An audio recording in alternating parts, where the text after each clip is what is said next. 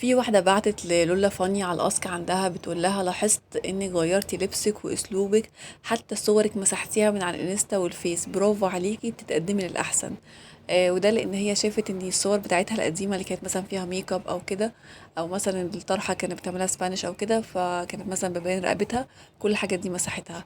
فردت عليها لولا فاني وقالت لها اه فعلا الكلام ده صح، وقالت لها انت ما شاء الله مركزه قوي لدرجه ان انت خدتي بالك ان انا مسحت كل الصور اللي على الانستا وعلى الفيس.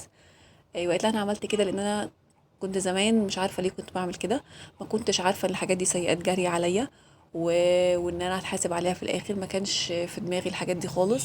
فكنت بحط ميك اب براحتي، كنت ببين رقبتي عادي، فما كانش بيفرق معايا كل الحاجات دي. فبعدين بقى بقيت افوق لنفسي، وخصوصا كمان بتقول بعد موت ضياء خلاني احس ان لا يعني الدنيا قصيره قوي، ولازم الواحد يعمل حاجه لاخرته، ولازم ياخد باله ان ما يعملش حاجه تبقى سيئات جاريه ليه بعد ما يموت. فدي حاجات من الحاجات الصعبه قوي.